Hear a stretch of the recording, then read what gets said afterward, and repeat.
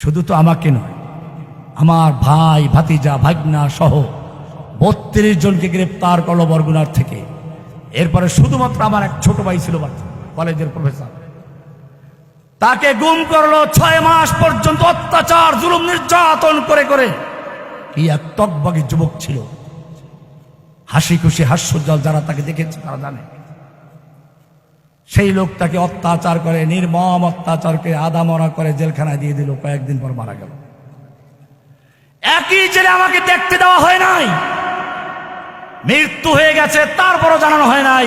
2 দিন পরে পত্রিকায় দেখি আবুল বাশার মারা গেছে, একজন বন্দী। এই বন্দী আর কেউ না। একে গ্রেপ্তারের সময় অনেক প্রচার করেছে, মারা যাওয়ার পরে একেবারে ছোট্ট আকারে প্রচার করেছে। এই প্রথম আলো, কালবেলা, জনকণ্ঠ, এই সমস্ত কুফুরি পত্রিকাগুলো বাংলাদেশের আলেম ওলামাদেরকে বিতর্কিত করার জন্য, গ্রেপ্তার করার জন্য সবচেয়ে বেশি ভূমিকা পালন করেছে প্রথম আলো নামক একটা নাস্তিক পত্রিকা। এরা প্ল্যান করতো কাকে কাকে গ্রেপ্তার করা হবে, এরাই যা বলতো সরকার সেটাই করত। ভাইরা আমার, আল্লাহর নবী সাল্লাল্লাহু আলাইহি ওয়াসাল্লাম ওদের যুদ্ধে মাথায় হেলমেট পরা, গায়ে লোহার পোশাক পরা। এক দুশ্মন এসে নবীর সেই মাথায় হেলমেটের উপরে এত জোরে আঘাত করলো, নবীর মাথার লোহার টুপিটা ভেঙ্গে গিয়ে গালে ঢুকে পড়েছে। গালে ঢুকে পড়েছে, মারির 2টো দাঁত পড়ে গেছে, লোহাটা ভিতরেই রয়ে গেছে। যুদ্ধের পরে একজন সাহাবী দাঁতে কামড় দিয়ে বের করার চেষ্টা করলো, তার 2টা দাঁত পড়ে গেছে। এত শক্তি দিয়ে কামড়াতে হলো, বের করতে হলো। আল্লাহর নবীর চেহারা রক্তে রঞ্জিত হয়ে গেল। আমি জিজ্ঞেস করতে চাই, আল্লাহর নবীর চেহারা তোমার চেয়ে কি খুব খারাপ ছিল? আয়েশা বলছেন, লানা শামসুন ওয়ালিল আফাকি শামসুন ওয়া শামসি আফদালু শামসিস সামাই।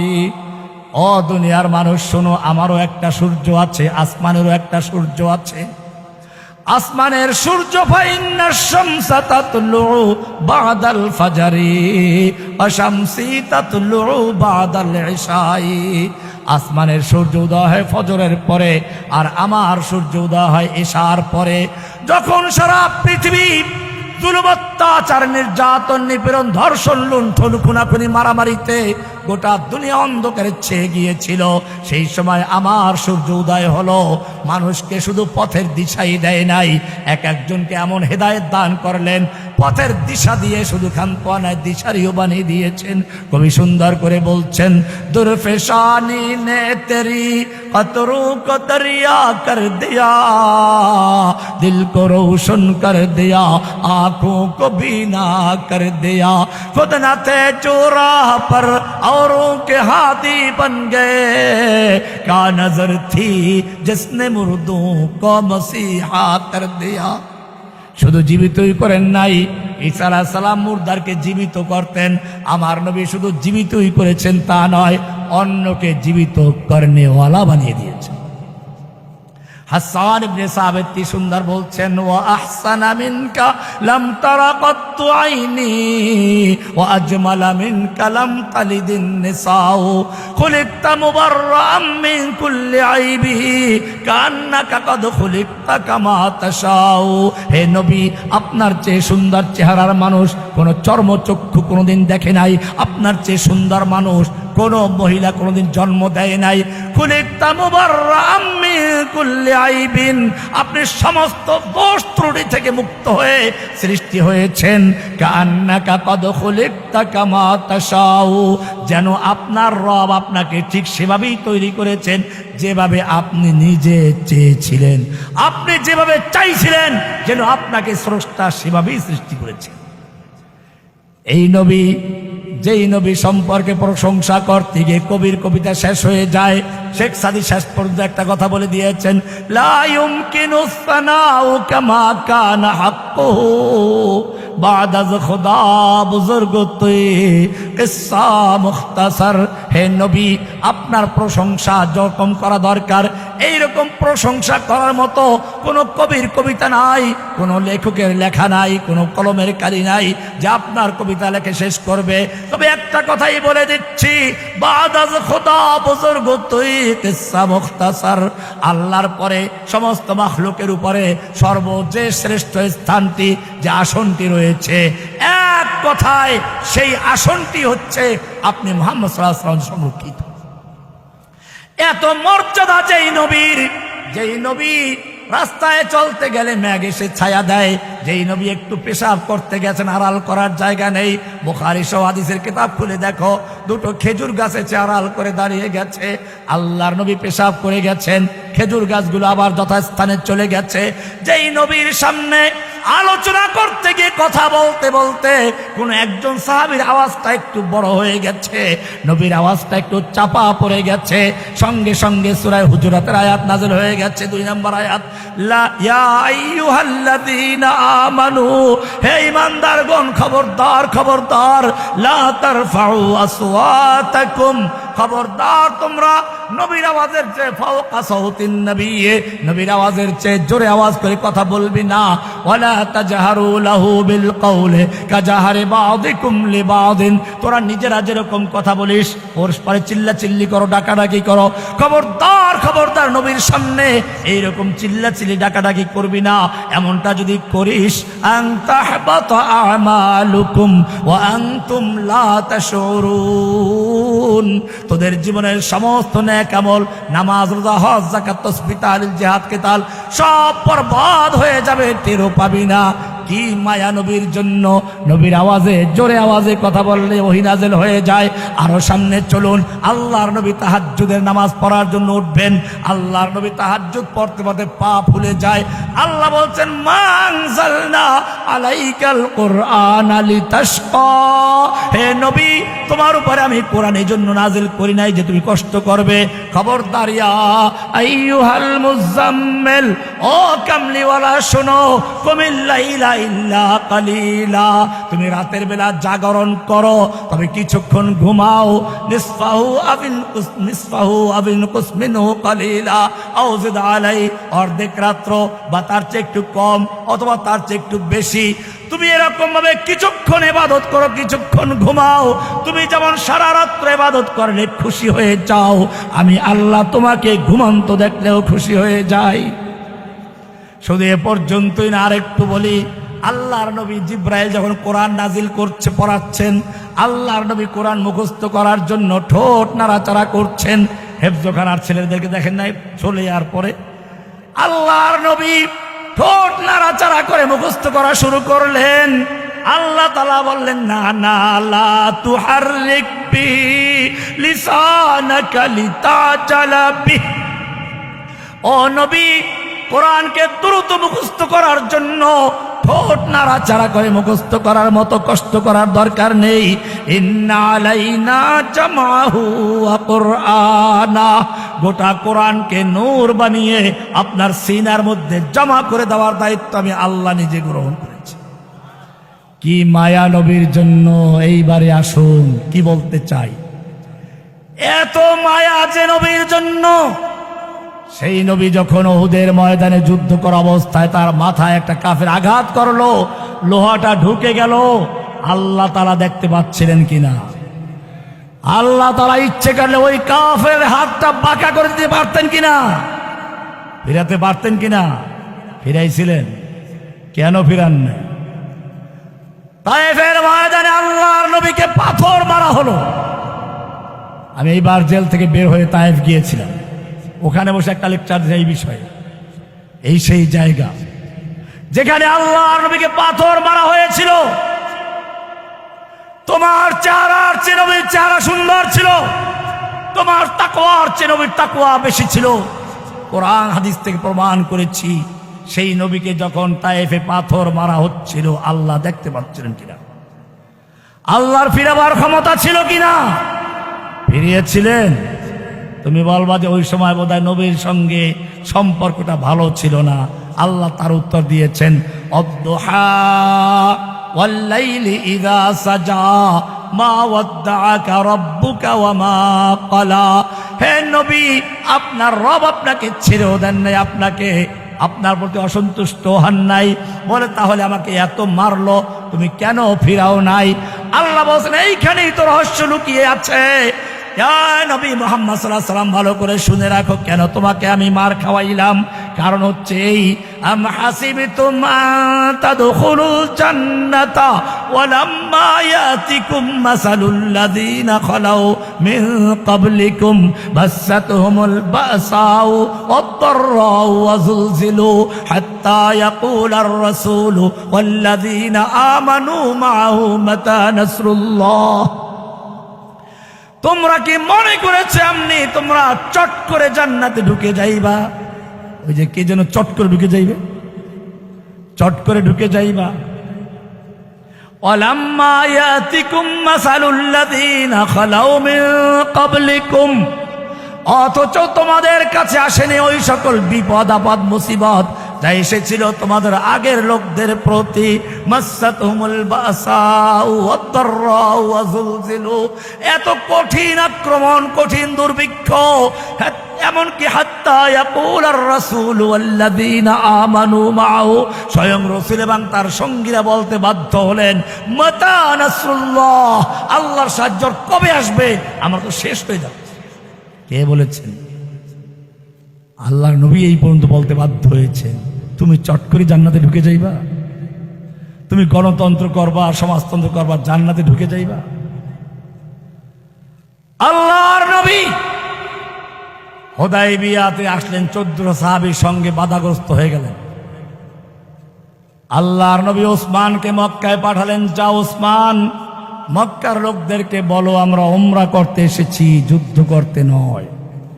আমরা ইহরামের কাপড় পরে এসেছি, অস্ত্র নিয়ে আসি নাই। আমরা কোরবানির পশু সঙ্গে এনেছি, অস্ত্র আনি নাই। ওরা চিন্তা করলে এই তো মোক্ষম সুযোগ। মুহাম্মদ সাল্লাল্লাহু আলাইহি ওয়াসাল্লাম নিজে এবং তার সঙ্গে মুহাজির আনসারদের বড় বড় সাহাবীগণ, এই লোকগুলো মেরে ফেলতে পারলে আর আমাদের কেউ চ্যালেঞ্জ করতে পারবে না। কিন্তু একটু তো ভয়ও আছে, যদি আবার তারা মরণপথ যুদ্ধ করে আবার দখল করে নেয় মক্কা। এই জন্য মাঝে মধ্যে গুজব ছড়ায়, আসতেছি চট করে ঢুকে পড়বো, পরীক্ষা করে এখনো তোমাদের ঐক্য আছে কিনা। গাজীপুরের ছাত্র জনতা, স্কুল কলেজ মাদ্রাসার ছাত্ররা শুনে রেখো, মাঝে মধ্যে ইন্ডিয়ার থেকে সেই মক্কার কাফেরদের মতো গুজব ছড়ায়। দেখতে চায় বাঙালি এখন ঐক্যবদ্ধ আছে কিনা। যদি একটু ফাটল ধরাতে পারে তাহলে জেনে রাখো, মক্কার কাফেররা যেরকম ভাবে আল্লাহর নবীর উপর আক্রমণ করার চক্রান্ত করেছিল, তোমাদের উপর আক্রমণ করার জন্য সেরকম প্রস্তুত হয়ে রয়েছে। মক্কার লোকেরা এরকম ভাবে চক্রান্ত করে খবর ছড়িয়ে দিল ওসমানকে হত্যা করা হয়েছে। দেখি কি প্রতিক্রিয়াটা হয়। মুহাম্মদ সাল্লাল্লাহু আলাইহি ওয়াসাল্লামের সাহাবীর ঐক্যবদ্ধ থাকে নাকি বিচ্ছিন্ন হয়ে যায়? আল্লাহর নবীর ইতিহাস পড়ুন, কোরআনে আছে, তাফসিরে হাদিসে সব জায়গায় আছে ঘটনাটা। আল্লাহর নবী তাবুর থেকে বের হয়ে আসলেন, জোরে ডাক দিলেন, ইয়া আসহাবাশ শাজারা। সাহাবীরা গাছের নিচে গিয়ে বিশ্রাম নিচ্ছেন, ওসমান গেছে মক্কায়, কি খবর নিয়ে আসে, একটু ঘুমাই নেই। বিভিন্ন গাছের তলায় গিয়ে শুয়ে পড়েছিলেন।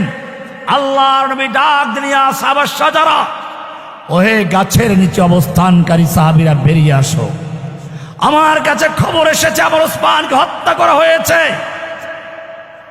আমি হাত বিছিয়ে দিচ্ছি, আমার হাতের উপরে হাত রেখে বায়াত করো, অঙ্গীকার করো, ওয়াদা করো, যতক্ষণ পর্যন্ত ওসমান হত্যার বদলা নিতে গিয়ে হয়তো মক্কা বিজয় করে ছাড়বো, নতুবা সকলে শহীদ হয়ে যাব, একটা লোক মদিনায় ফিরে যাব না। এই মর্মে কে কে রাজি আছো বায়াত করো। 1400 সাহাবায়ে কেরাম আল্লাহর নবীর হাতে হাত রেখে বায়াত করলো।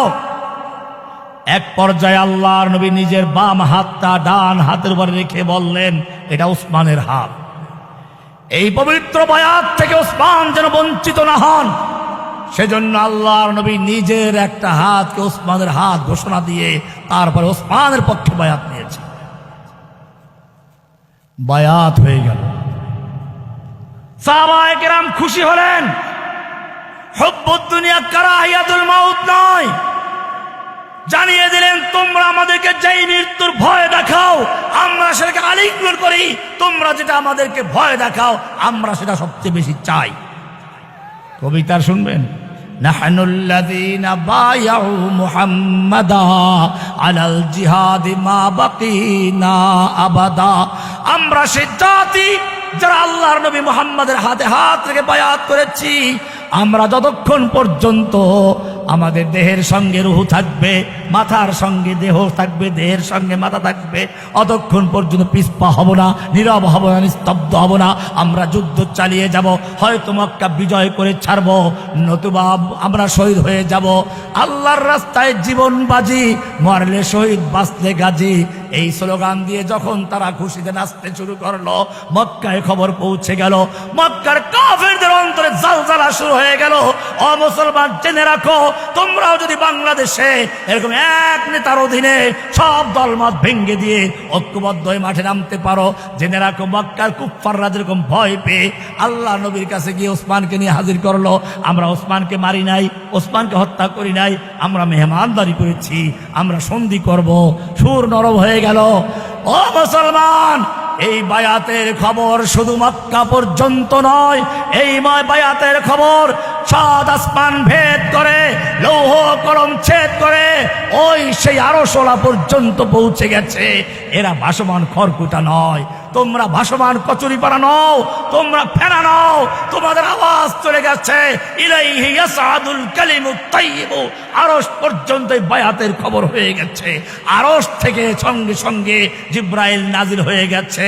সূরা ফাতার 10 নম্বর আয়াত, লাকাদ রাদিয়াল্লাহু আনিল মুমিনিন, লাকাদ রাদিয়াল্লাহু আনিল মুমিনিনা ইয ইউবাইউনাকা তাহতাশ শাজারা। হে নবী, আপনার সঙ্গে আপনার কাছে যারা গাছের নিচে বসে বায়াত করেছিল, আল্লাহ তাআলা তাদের প্রতি সন্তুষ্ট হয়ে গেছেন, রাজি হয়ে গেছেন, খুশি হয়ে গেছেন। আল্লাহ শুধু রাজি আর খুশি হয়ে শেষ করেন নাই, আর একটু সামনে বাড়ুন, একই সূরার 18 নম্বর আয়াত আল্লাহ বলছেন, ইন্নাল্লাযীনা ইউবাইউনাকা ইন্নামা ইউবাইউনাল্লাহ। হে নবী, আপনার হাতে হাত রেখে যারা বায়াত করেছিল, ওরা শুধু আপনার হাতে হাত রেখে বায়াত করে নাই, ওরা আল্লাহর কাছে বায়াত করেছে। ইয়াদুল্লাহি ফাওকা আইদিহিম, ওদের হাতের উপরে স্বয়ং আল্লাহর হাত ছিল। জোরে বলুন সুবহানাল্লাহ। এক উসমানের জন্য আল্লাহর নবী নিজের জীবন উৎসর্গ করলেন, 14 সাহাবায়ে কেরামদের জীবন উৎসর্গ করলেন। অবশ্যই আমি তোমাদের জিজ্ঞেস করতে চাই, কাশ্মীরে যারা বন্দী হয়ে আছে, যাদের হত্যা করেছে, তারা তোমাদের ভাই কিনা বোন কিনা? ফিলিস্তিনে যুগ যুগ ধরে যাদের হত্যা করা হচ্ছে, তারা তোমাদের ভাই বোন কিনা? আজকে বার্মায় যাদেরকে হত্যা করা হচ্ছে, তারা তোমাদের ভাই বোন কিনা? বাংলাদেশে যাদেরকে এখনো কারাবন্দী করে রাখা হয়েছে, তোমাদের ভাই কিনা? যারা শাতিমে রাসূল আল্লাহর নবীকে যারা গালিগালাজ করেছিল, তাদের বিরুদ্ধে যারা প্রতিশোধ নিয়েছিল, সেই ছেলেগুলো এখনো কারাগারে বন্দী আছে, এখনো তারা কারাগারে নির্মম সে অন্ধকার রুমে রয়েছে। তাদের মুক্তির জন্য আজকে কোনো ওসমান নেই, আজকে কোনো বায়াত নেই। আল্লাহ আহ্বান করছেন, সূরা নিসার 75 নম্বর আয়াত, ওয়ামা লাকুম লা তুকাতিলুনা ফি সাবিলিল্লাহ। হে মুসলিম জাতি, ও হে মুসলিম যুবকেরা, তোমাদের কি হলো? লা তুকাতিলুনা ফি সাবিলিল্লাহ, তোমরা আল্লাহর রাস্তায় যুদ্ধ করছো না, কিতাল করছো না, লড়াই করছো না, সংগ্রাম করছো না। ওয়াল মুস্তাদাফিনা মিনার রিজাল ওয়ান নিসা ওয়াল বিলদান, অথচ অসহায় নারী পুরুষ শিশুরা ফরিয়াদ করে বলছে, রব্বানা আখরিজনা মিন হাযিহিল ক্বরিয়াতিজ যালিমি আহলুহা। হে আমাদের রব, তুমি আমাদেরকে জালিম অধ্যুষিত জনপদ থেকে রক্ষা করো, জালিমদের নির্যাতন থেকে, নিপীড়ন থেকে বাঁচাও, হিন্দুদের নির্যাতন থেকে, বৌদ্ধদের নির্যাতন থেকে, ইহুদি নির্যাতন থেকে, বাংলাদেশের নির্যাতন থেকে আমাদেরকে বাঁচাও। ওয়াজআল লানা মিন লাদুনকা ওয়ালিয়্যা, আমাদের জন্য তোমার পক্ষ থেকে নেতা পাঠাও, নেতা। ওয়াজআল লানা মিন লাদুনকা নাসীরা, আমাদের জন্য সাহায্যকারী পাঠাও। ও আমার যুবকেরা, আমি জিজ্ঞেস করতে চাই, আল্লাহর আহ্বানে সাড়া দিয়ে, মাজলুমানদের ফরিয়াদের সাড়া দিয়ে, যদি প্রয়োজন হয় বুকের তাজা রক্ত ঢেলে দিয়ে আল্লাহর দিনের জন্য কে কে প্রয়োজন আছো, কে কে প্রস্তুত আছো? फिर तुझे एक बार करनी है जहां की रहबरी, फिर तुझे एक बार करनी है जहां की राहबरी, उठ खुदा के नाम लेकर फिर आलम्बर दारेबान। ওহে যুবক, আবার তোমাকে সালাউদ্দিন আইয়ুবী, মোহাম্মদ বিন কাসেম, তারেক বিন জিয়াদ, খালিদ বিন ওলীদের মতো আবার ময়দানে ঝাঁপিয়ে পড়তে হবে। নেতৃত্বের জন্য তোমাকে দায়িত্ব নিতে হবে। ফের তুঝে একবার করনি है जहां की राहबरी, বিশ্বের নেতৃত্ব তোমার জন্য অপেক্ষা করছে। ময়দানে ঝাঁপিয়ে পড়ো। तुम दिए बाद मुखालिफ से ना घबराए वक़ाफ, ये तो चलती है तुझे ऊंचा उड़ाने के लिए। তুমি ঝড়ো হাওয়া দেখে ভয় পেও না, তুমি খড়কুটা নাও, তুমি ভাসমান কচুরিপানা নাও। তোমার সম্পর্ক আরশওয়ালার সাথে আছে। যালিকা বিআন্নাল্লাহা মাওলাল্লাযীনা আমানু ওয়া আন্নাল কাফিরিনা লা মাওলা লাহুম। মোদি শক্তি, হিন্দু মোদির যত বড় শক্তি থাকুক না কেন, ওর 10 হাতওয়ালা মূর্তি আছে, ও গরুর পেশাব খেতে পারে, ওর মাওলা নাই, তোমার মাওলা আছে। বিজয় দেওয়ার মালিক কে? তু শাহিন है परवाज है काम तेरा, तेरे सामने आसमां और भी है। ইব্রাহিম আলাইহিস সালামকে আগুনে নিক্ষেপ করা হলো। আল্লাহ তাআলা আগুনকে বলেন ঠান্ডা হয়ে যাবে, খবরদার আমার ইব্রাহিমের একটা পশম যেন না পড়ে। ঠান্ডা করে দিয়েছেন কে? যে আল্লাহ ইব্রাহিমের জন্য আগুনকে ঠান্ডা করে দিয়েছে, সে আল্লাহ জীবিত আছে কিনা? আগের মতো পাওয়ার আছে কিনা? আল্লাহ তাআলা নরেন্দ্র মোদীর বোমার আগুন ঠান্ডা করে দিয়ে দিল্লি পর্যন্ত মুসলিমদের বিজয় দিতে পারেন কিনা? আমরা এখন আর শুধু বাংলাদেশকে বিজয় করার স্বপ্ন নিয়ে মাঠে নামি নাই। তোমাদের তৈরি হতে হবে গাজওয়াতুল হিন্দের মাধ্যমে শুধু বাংলাদেশ নয়, গোটা ভারতবর্ষ বিজয় করে দিল্লি পর্যন্ত ইনশাআল্লাহ ইসলামী পতাকা উড্ডীন করে ছাড়বো ইনশাআল্লাহ।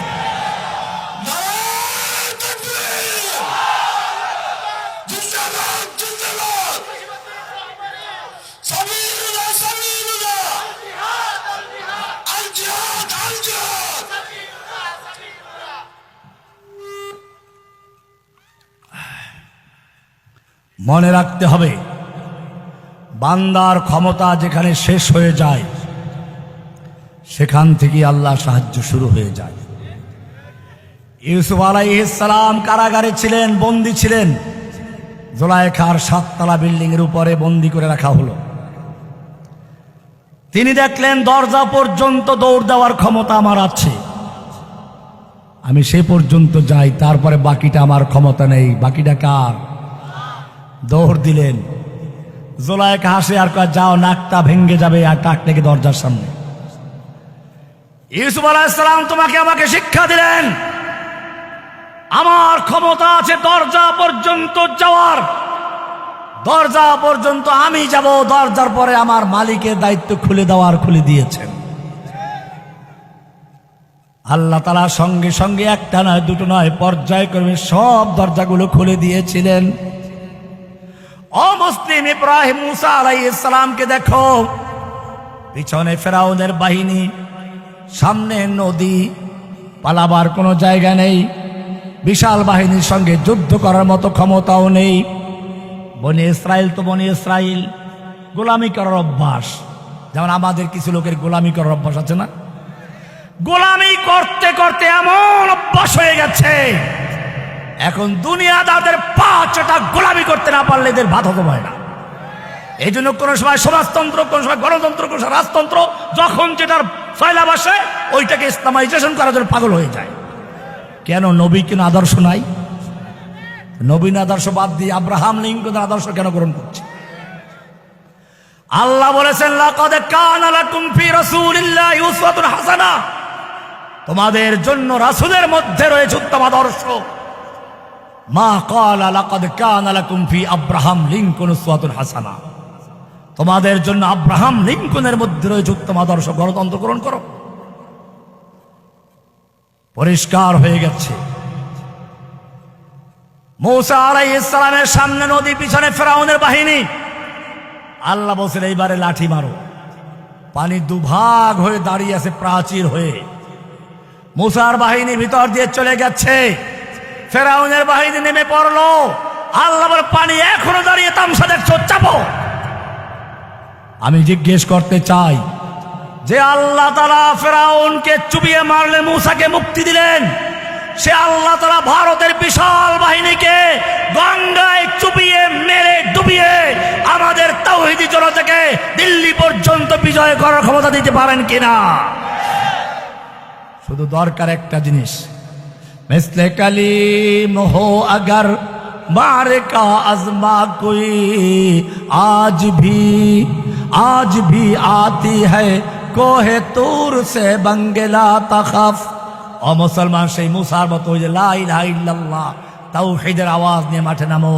तौहीद की अमानत सीनों में है हमारे, आसा नहीं मिटाना नाम निशा हमारा।